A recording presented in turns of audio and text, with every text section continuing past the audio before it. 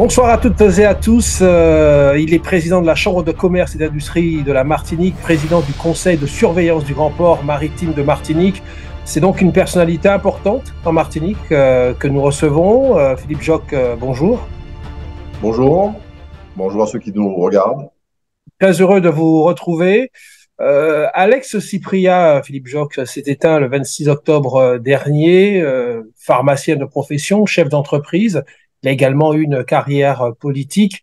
Il a été élu à la Chambre de commerce et d'industrie de la Martinique jusqu'en 2021. Quel souvenir allez-vous garder de lui?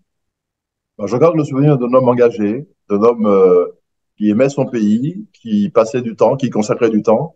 Et un souvenir plus personnel, quand j'ai été élu pour la première fois à la présidence de la Chambre de commerce et d'industrie de la Martinique, c'est à lui que j'avais confié mes délégations de signature, parce que je savais que c'était un homme qui était attentif au développement économique et qui aurait pris soin des fonds de la Chambre comme si c'était les siens propres. Et donc, c'est toujours avec beaucoup d'émotion que je repense à ces moments où il était, je vous dis, le seul à avoir ma délégation de signature. C'est une perte énorme pour l'île. C'est une perte importante pour la Martinique. C'était un des hommes qui faisait le lien entre le monde économique et le monde politique. Vous l'avez rappelé, il avait été élu municipal, mais il avait surtout l'oreille de ceux qui dirigeaient la Martinique et la ville de Fort-de-France pendant longtemps. Et donc, c'était quelqu'un qui était écouté, qui était respecté. Alors, transition toute trouvée également pour parler économie. Nous sommes pratiquement, Philippe Joc, à la fin de cette année 2023. Et en matière économique, de façon globale, je n'inclus pas directement la Chambre de commerce pour l'instant. On aura l'occasion de s'étaler sur des programmes et des projets que vous menez à bien tout au long de votre mandature. Mais quel bilan en matière économique faites-vous à date de l'année écoulée, Philippe Joc? Alors, je dirais que c'est une année où on a rattrapé quasiment les niveaux d'avant crise Covid. Une activité qui a été soutenue. Dans le secteur du tourisme, c'est une année où les chiffres 2023 sont supérieurs à ceux de 2019, avec une dépense moyenne par touriste qui s'est maintenue, voire légèrement augmentée. C'est un secteur qui a bien fonctionné. L'agriculture a eu un peu plus de mal, notamment le secteur de la banane qui souffre de l'augmentation du prix des matières premières et d'une baisse des cours. Le secteur du BTP, c'est un secteur qui, chez nous, est en crise. Il n'y a pas de commande publique significative et les difficultés de trésorerie de ce secteur ont été accentuées par la cyberattaque qu'a connue la collectivité territoriale de Martinique en mai 2023. Et donc, c'est un secteur qui est, pour nous, à la Chambre de commerce, source de préoccupation et d'inquiétude. Si on se réfère au commerce, là aussi, c'est un peu contrasté, avec une dépense moyenne dans la grande distribution qui s'est maintenue, dépense globale qui s'est maintenue, mais un ticket moyen qui a baissé parce que l'inflation a fortement touché les produits alimentaires. Et donc, une des problématiques de l'année à la Martinique, c'est vraiment ce retour de l'inflation que nombre de jeunes n'avaient pas connu et des difficultés très claires, un accroissement de la paupérisation des Martiniquaises et des Martiniquais. Et c'est vraiment à nouveau une problématique sur laquelle il convient de travailler avec urgence et avec des propositions concrètes. C'est la problématique de la vie chère. Ou plutôt, j'aimerais dire, du différentiel de prix entre l'Hexagone et les Outre-mer. On aura l'occasion d'y revenir. Mais vous avez commencé par le tourisme. Pensez-vous, parce que c'est d'actualité, que la Transat Jacques Vabre est un plus économiquement pour la Martinique, véritablement? Mais très clairement, c'est un plus à deux niveaux. Le niveau principal, c'est l'exposition médiatique que connaît la Martinique avec toutes les antennes spécialisées et tous les médias spécialisés qui sont présents, et puis les généralistes aussi, les équipes qui accompagnent les coursiers qui sont venus à la Martinique, qui ont loué des voitures, qui sont hébergés, et ça, c'est un point positif. Sur le deuxième aspect, outre cette exposition médiatique, c'est la dépense que j'évoquais, les dépenses pour le secteur du tourisme notamment, tourisme, location de voitures. Et je pense qu'il est important que nous nous battions pour que cette transat que nous avons pour l'instant à la Martinique, y demeure. Parce que je rappelle que le contrat, c'est un contrat de 2 ans ferme plus une option optionnelle. Il s'agira pour nous de transformer l'essai et de lever l'option pour la 3e année et de tout faire et de de répondre aux attentes des organisateurs pour que ben, dans 4 ans, elles seront encore à l'arrivée à Fort-de-France. Et Nous avons un village, oui. la présence d'Édouard Philippe ne vous a pas rassuré? Édouard Philippe a été assez discret sur le renouvellement ou pas de la destination Martinique pour la Transat. Totalement, oui. J'imagine, puisque nous avons fait beaucoup d'efforts, et les Martiniquais ont fait beaucoup d'efforts, et que les organisateurs étaient sensibles à, au peuple, à la population qui était présente à l'arrivée, notamment dimanche, c'était exceptionnel, c'était presque aussi enthousiaste qu'une arrivée de Tour d'Éole. C'est dire que les Martiniquais aussi commencent à appréhender cette partie de nautisme et de course au large. Alors, restons dans le domaine du tourisme très rapidement. Ouverture de la saison croisiériste. Peu de retombées quand même pour les commerçants martiniquais. Alors, il faut relativiser. Aujourd'hui, vous avez raison, la dépense moyenne d'un croisiériste, celui qui descend à l'escale, est d'environ 70 euros. Si on la compare à ce qui est dépensé à Sainte-Lucie, une voisine, où ils sont à 150 $, nous avons des marges de progrès considérables. La Martinique est trop chère? Non, non, c'est simplement que nous n'avons pas aujourd'hui assez d'excursions à proposer. De plus en plus, les touristes sont sensibles à tout ce qui est tourisme vert et sentiers botaniques et sentiers d'excursion. Nos sentiers sont malheureusement à l'abandon depuis trop longtemps. Il y a, je crois, un travail à faire avec l'ensemble des commerçants de la ville pour que tout le monde accepte le dollar, qu'on arrive à trouver des solutions pour que ce duty free qui nous a annoncé depuis longtemps soit efficace et effectif. J'ai bon espoir d'arriver avec une des missions de la Chambre, qualité tourisme, qualité commerce, de faire monter en qualité et en compétence nos commerçants pour que la dépense augmente. Mais la destination est toujours prisée, avec cette année une particularité, puisque un certain nombre d'escales de méga-yachts, pas de grosses croisières, un certain nombre d'escales se feront au Marin et surtout à Saint-Pierre, qui va accueillir une vingtaine d'escales cette année. Tout à fait. Alors, les fonds européens, Philippe Joc, sont au centre d'une polémique en Martinique, suite aux déclarations sur leur supposée non-utilisation du député européen François-Xavier Bellamy, de passage récemment en Martinique. Vous comprenez cette polémique? Alors, ce que je comprends à la fois du discours de M. François-Xavier Bellamy, mais aussi de Max Orville, le député européen originaire de Martinique, qui alertait déjà dans son colloque sur les fonds européens, sur les risques de dégagement d'office. Ce que je comprends, c'est qu'il y en aura des dégagements d'office, que nous aurons des dégagements d'office malheureusement. Je pense que le quantum n'est pas fixé à ce jour. Tout a été mis en œuvre, presque tout a été mis en œuvre par la collectivité pour en limiter les effets. Mais pour avoir rencontré le président du conseil exécutif de la collectivité ce lundi, il a dit qu'il... Le 13 avril dernier. Ouais, 13 novembre. Enfin, non, moi je l'ai rencontré... 13 novembre. Ouais. Il a dit qu'il déployait tous les efforts possibles pour limiter les dégagements d'office. Bon, on veut bien lui faire confiance. Je regrette simplement qu'à cette occasion, on n'ait pas mobilisé les chambres consulaires qui auraient pu faire le travail d'accompagnement plus proche et plus fort auprès des ressortissants pour les aider à préparer les remontées de dépenses et faire en sorte qu'on limite les dégagements d'office. Ce qui est important à ce stade, c'est de tout mettre en œuvre pour que le prochain programme opérationnel, le 21-27, 2021-2027, nous n'ayons pas ces frayeurs à 2 mois ou à 3 mois de la clôture du programme. Alors justement, revenons sur le programme opérationnel 2014-2020. La France a bénéficié d'une enveloppe globale de 27,5 milliards d'euros. FEDER, FSE, FEDER, FEAMP, etc. Cette enveloppe doit être consommée avant fin 2023. Il y a eu une enveloppe supplémentaire qu'ils ont appelée crédit de transition pour les années 2021-2022. 5,2 milliards, dont 866 millions au titre de la relance, plus 3,9 milliards d'euros enveloppe appelée React Europe. Cela fait beaucoup d'argent, Philippe Joc. Vous en êtes où, vous, à la Chambre de commerce, dans l'utilisation de ces fonds alloués par l'Europe?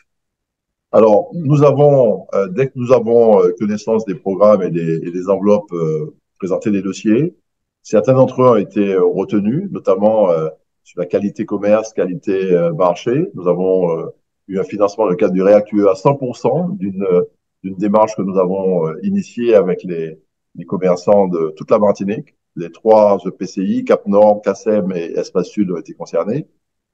En revanche, un certain nombre de sommes disponibles sur le FSE n'ont pu être mobilisées par nos soins, bien que nous ayons déposé des dossiers à la collectivité de Martinique.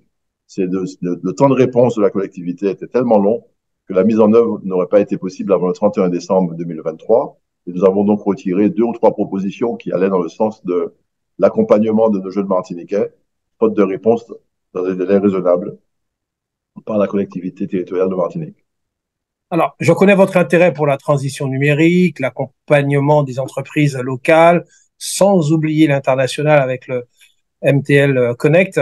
Là aussi, quel bilan tirez-vous au niveau de la Chambre de commerce de ces actions, de ces programmes?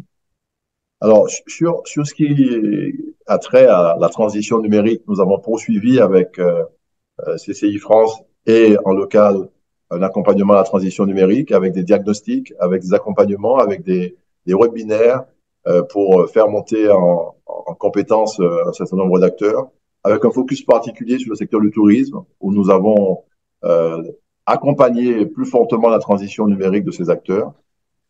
Sur ce qui concerne la transition, les transitions environnementales, là aussi, dans le cadre de partenariats anciens mais efficaces avec l'ADEME et l'Office de l'eau, nous avons poursuivi l'accompagnement des entreprises tout secteur, là aussi avec une attention particulière pour le secteur du tourisme, parce que nous sommes persuadés et convaincus à la Chambre de commerce et d'industrie que nombre de touristes vont choisir une destination en fonction de l'empreinte carbone que ce voyage laissera. Et donc, nous essayons, avec nos ressortissants, de faire en sorte qu'ils intègrent bien tous les principes de développement durable. Alors, on en a parlé tout à l'heure. Vous avez rencontré, dans le cadre d'une consultation en cours sur l'évolution institutionnelle, le président Serge Letchimy, président de l'exécutif de la collectivité territoriale de Martinique. Il vous a reçu, ainsi qu'une délégation d'élus au bureau de la Chambre de commerce et d'industrie, le 13 avril dernier, je le rappelle. Vous avez été interrogé sur la position de la CCI sur les évolutions statutaires souhaitées par le Congrès des élus de Martinique. Euh, Quelle est votre position à la Chambre de commerce sur cette Alors, question? c'était effectivement le 13 novembre. Nous avons été reçus par le président du conseil exécutif, accompagné de plusieurs de ses collaborateurs et d'un élu, Alexandre Matador. La question qui nous a été posée après un exposé liminaire du président du conseil exécutif était quelle est la position de la Chambre de commerce et d'industrie sur l'évolution statutaire. Je lui ai très spontanément répondu que ce sujet n'ayant pas été abordé, n'étant pas sur la table lors des élections consulaires en novembre 2021, je n'avais pas mandat des ressortissants de la Chambre pour avoir une position sur cette évolution institutionnelle. L'engagement que j'ai pris, en revanche, c'est de consulter les élus de la Chambre, avec une consultation qui sera élargie à un certain nombre d'acteurs qui ne sont pas élus de la Chambre, mais qui ont un poids significatif sur le territoire.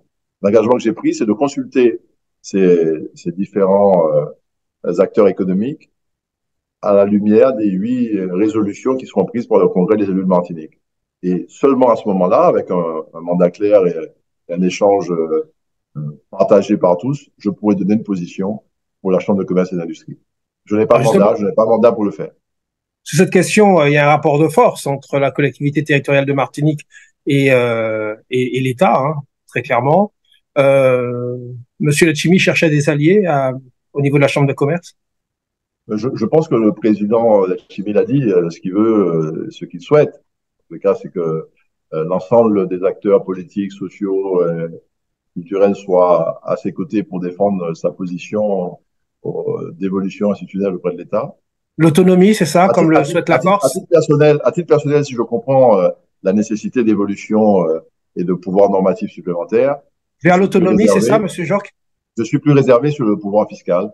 Mais il faut, et là je sors un peu de ma casquette de président de chambre, mais je parle en tant que citoyen, il faut qu'on nous dise précisément quel bilan on fait des opérations et des compétences que nous avons déjà, quel bilan et quelles dispositions on peut tirer de la loi 3DS, qu'est-ce qu'on a fait des habilitations et pourquoi on n'en fait pas plus.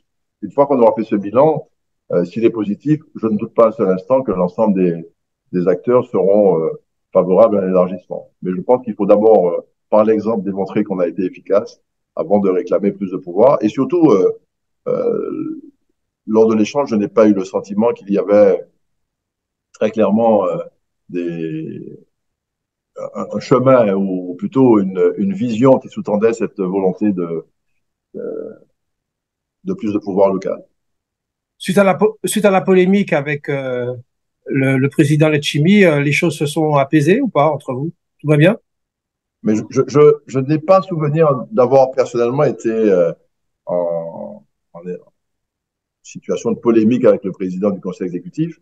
C'est vrai que l'élection au conseil de surveillance du Grand Port a laissé quelques traces de son côté. Personnellement, je considère que j'étais tout aussi légitime que le maire de Fort-de-France, Didier Daguerre, être candidat à cette élection.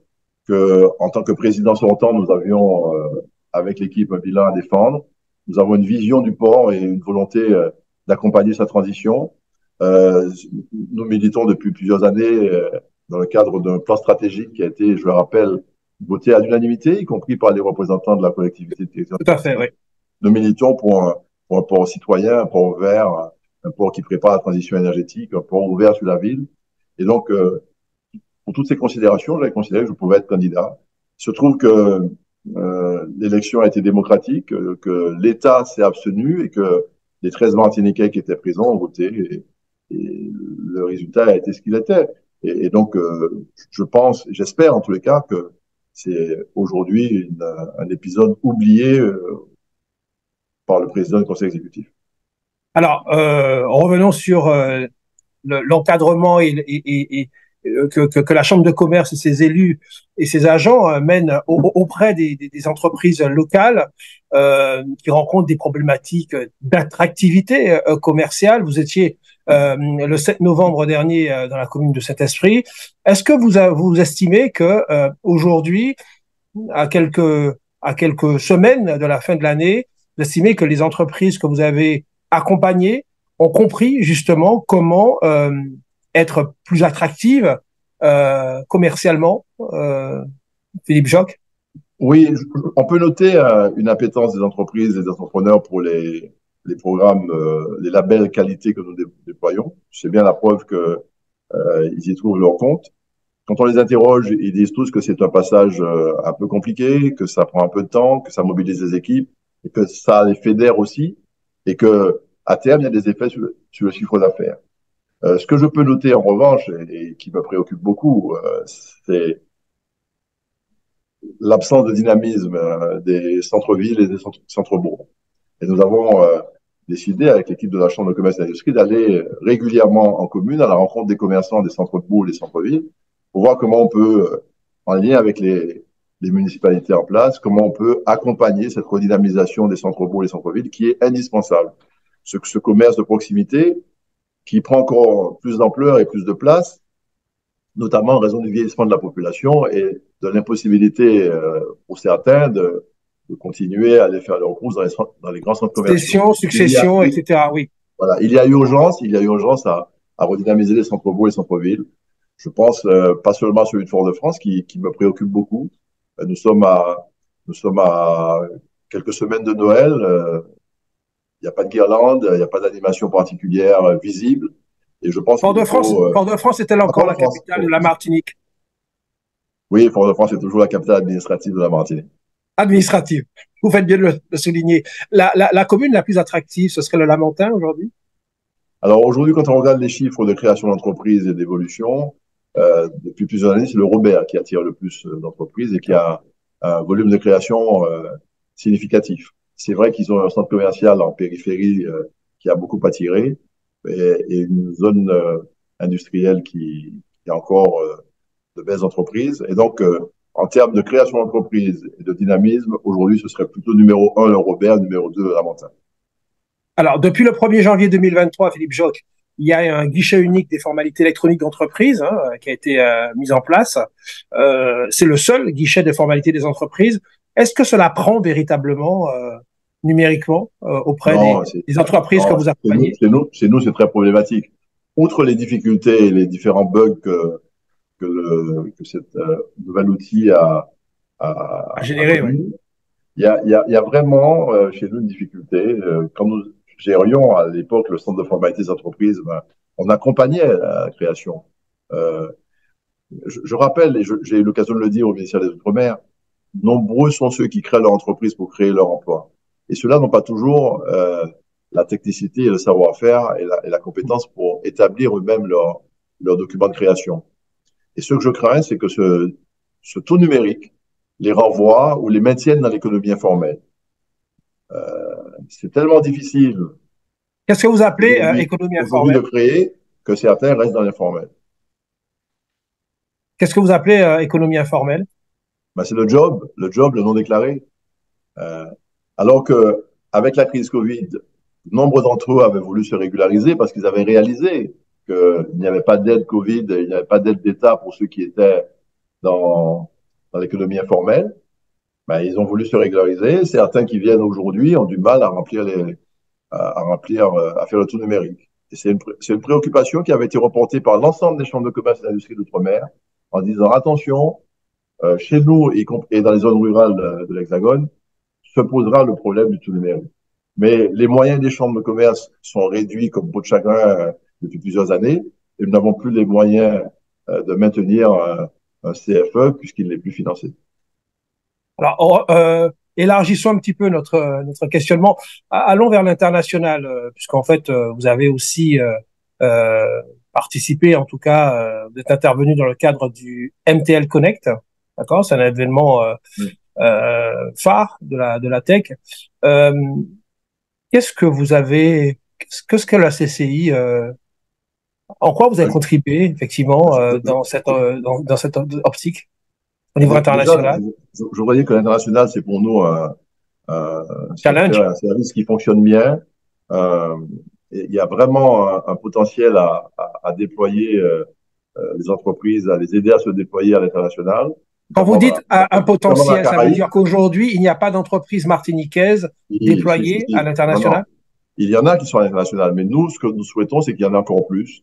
Et je crois que aujourd'hui, tout le monde prend conscience qu'il est facile, ou plus facile en tous les cas, d'exporter les savoir-faire et les techniques et les compétences que des biens et produits.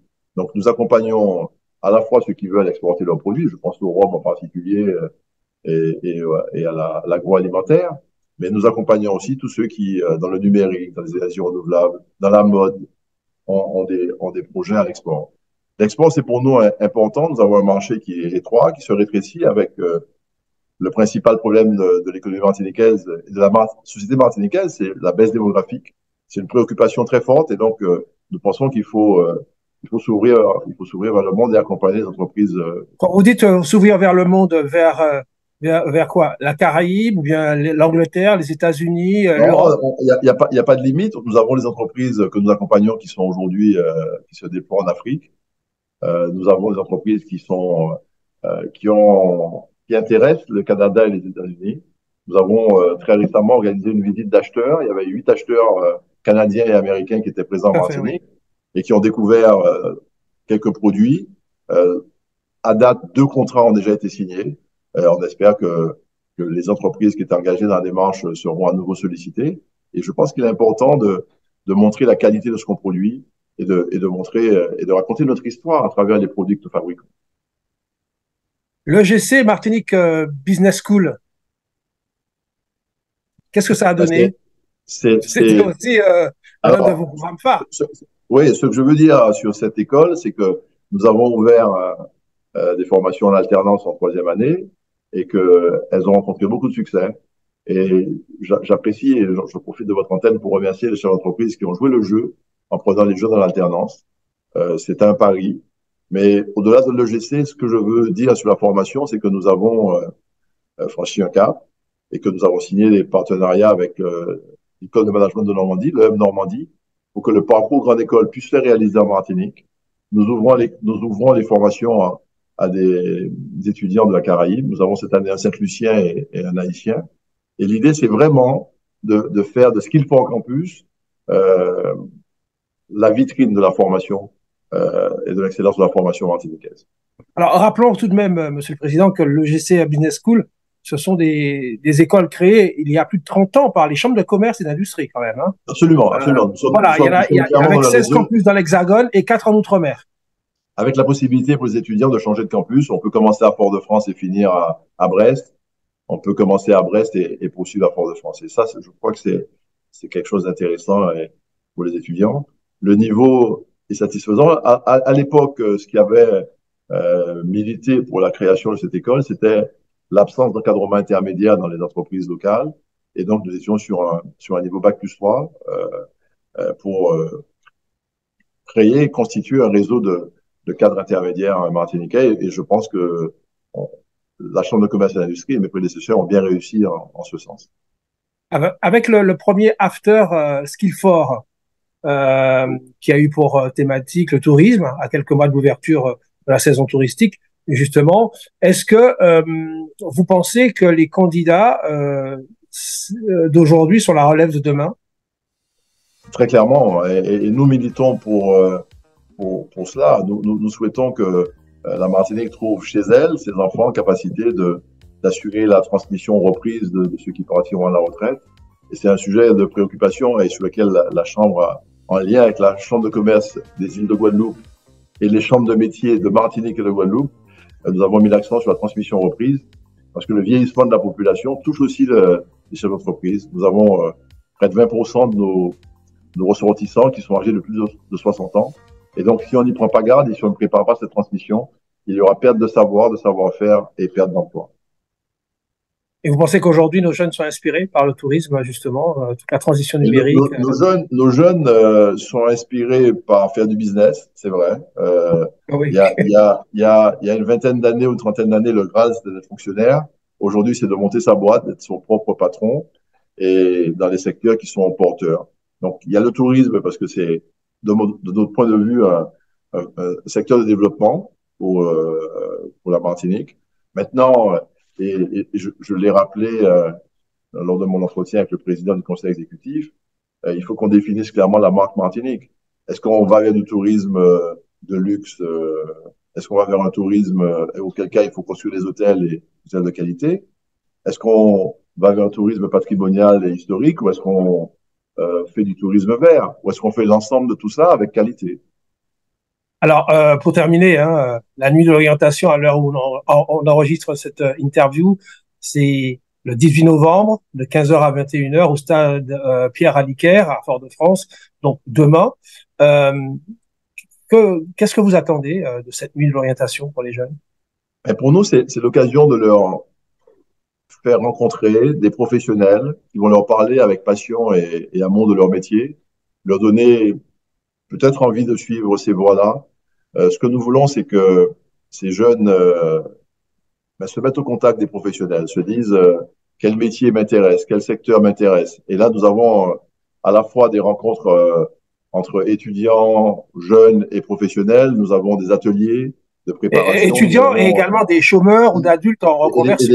Et des chômeurs en reconversion. Et c'est pour nous un événement phare. La dernière fois que nous avons organisé cette nuit d'orientation, c'était avant la crise Covid. Près de 9000 personnes avaient participé sur le Malécon à cet après-midi de rencontres. Et donc, nous espérons faire aussi bien demain au stade de Dillon. Alors, dernière question, il nous reste quelques minutes, Président Joc. Vous suivez un peu l'actualité nationale, internationale.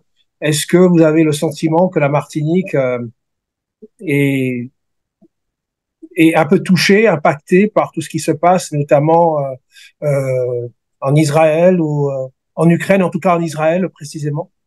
Alors, en Israël, oui, nous avons une communauté palestinienne à la Martinique et donc nous sommes très sensibles et très sensibilisés par ce qui se passe aujourd'hui dans la bande de Gaza et en Israël.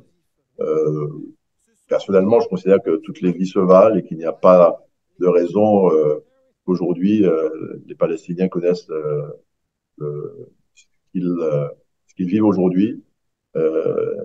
Même si je condamne, mais avec la plus grande fermeté, les actes terroristes du Hamas. Plus de 1700 actes antisémites sur l'Hexagone, sauf en Corse. En Martinique, vous en avez dénombré ou pas? À ma connaissance, il n'y en a pas. Il n'y en a pas eu, à ma connaissance. Écoutez, Philippe Joc, je vous remercie d'avoir répondu à nos questions.